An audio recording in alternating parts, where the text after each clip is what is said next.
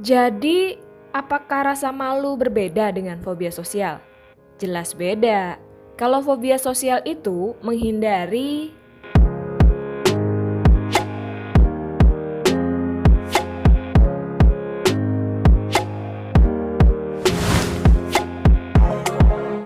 Hai Psikopedi! Fobia sosial adalah ketakutan yang terus-menerus dan tidak realistis terhadap situasi sosial di mana ia merasa diamati oleh orang lain atau bahkan ketika bertemu orang yang tidak dikenal.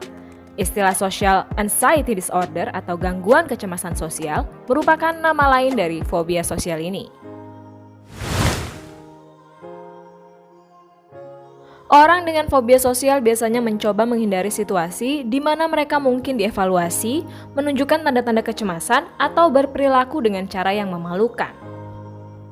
Meskipun ini mungkin terdengar seperti rasa malu, orang dengan fobia sosial menghindari lebih banyak situasi sosial, merasa lebih tidak nyaman secara sosial, dan mengalami gejala ini untuk jangka waktu yang lebih lama dalam hidup mereka daripada orang yang pemalu. Orang dengan fobia sosial sering takut bahwa wajah mereka akan memerah atau berkeringat berlebihan di depan orang lain.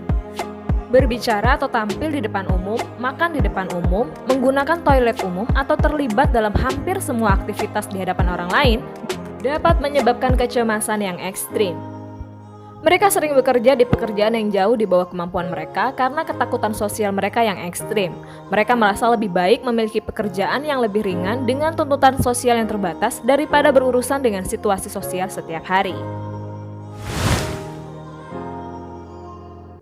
Fobia sosial umumnya dimulai pada masa remaja ketika interaksi sosial menjadi lebih penting.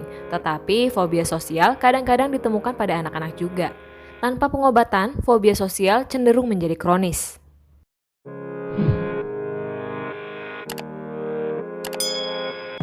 Fobia sosial didiagnosis sebagai umum atau spesifik tergantung pada berbagai situasi yang ditakuti dan dihindari orang tersebut.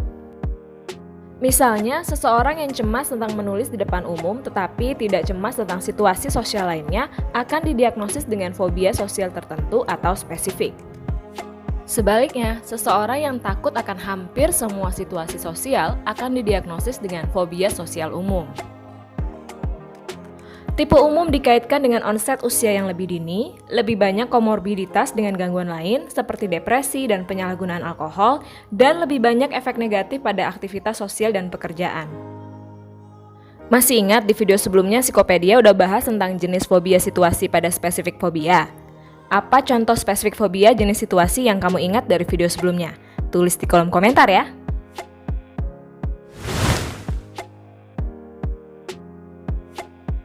Jadi, apa sebenarnya penyebab fobia sosial atau gangguan kecemasan sosial ini? Ada faktor behavioral inhibition, gampangnya kita sebut saja tipe kepribadian seseorang yang sulit. Mereka cenderung mengalami distres dan gugup di situasi baru.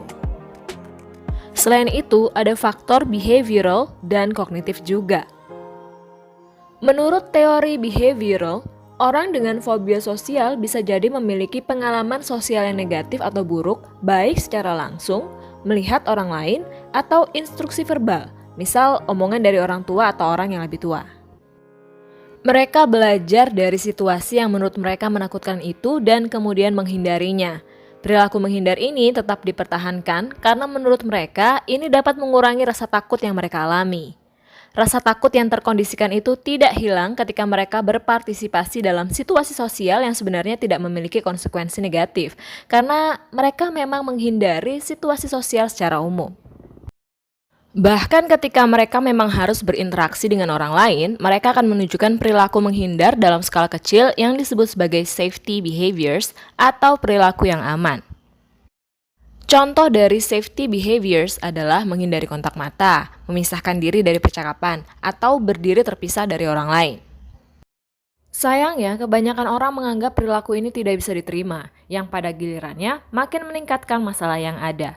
Bayangkan bagaimana kamu merespon pada seseorang yang melihat lantai ketika diajak bicara atau gagal memberi jawaban, bahkan mungkin meninggalkan ruangan di tengah percakapan. Itu tadi dari sudut pandang behavioral. Dari sudut pandang faktor kognitif, penelitian menunjukkan bahwa orang dengan gangguan kecemasan sosial memegang standar yang jauh lebih tinggi terhadap penampilan mereka dan memiliki keyakinan negatif yang tidak realistis tentang konsekuensi dari perilaku sosial mereka. Contohnya, mereka mungkin percaya bahwa orang lain akan menolak mereka kalau mereka tersipu atau memiliki jeda ketika bicara. Kedua, mereka sangat memperhatikan bagaimana diri mereka dalam situasi sosial dibandingkan orang lain. Artinya, mereka ini kurang memperhatikan orang lain sebenarnya. Mereka cenderung memikirkan bagaimana orang lain memandang mereka, seperti dia pasti pikir saya ini bodoh. Dan mereka lebih keras daripada orang lain dalam menilai diri mereka sendiri. Mereka cenderung membentuk gambaran visual negatif yang sangat kuat tentang bagaimana orang lain bereaksi terhadap mereka. Kecemasan yang dihasilkan mengganggu kemampuan mereka untuk tampil baik secara sosial, yang kemudian menciptakan lingkaran setan. Misalnya, A tidak cukup memperhatikan B, yang kemudian membuat B beranggapan A tidak tertarik pada B, membuat B menganggap A menilai dirinya secara negatif. Hal ini menunjukkan ketidakakuratan persepsi B terhadap A.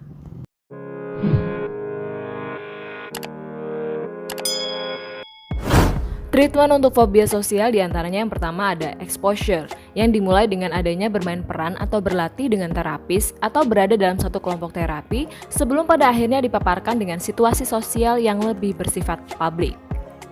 Pada terapi keterampilan sosial, terapis menyediakan contoh perilaku yang dapat membantu orang dengan fobia sosial yang tidak tahu harus bagaimana atau harus bilang apa dalam situasi sosial.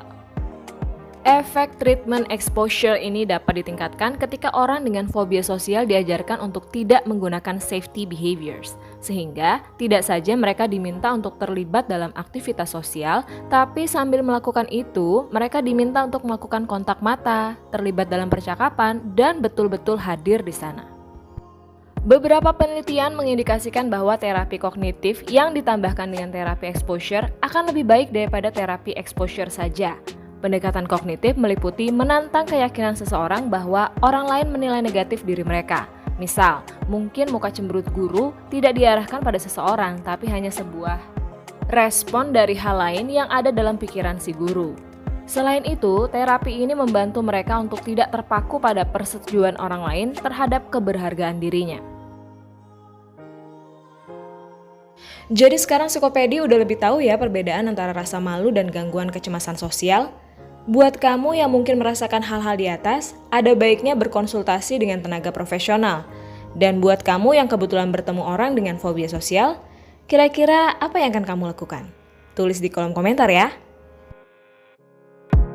Kalau kalian pengen tahu tentang apa itu psikopat dan perbedaannya dengan narsisistik dan sosiopat, kalian bisa tonton video yang atas. Dan kalau pengen tahu tentang apakah anak muda bisa kena Alzheimer atau enggak, tonton video yang bawah. Thank you for watching and I'll see you guys in the next video.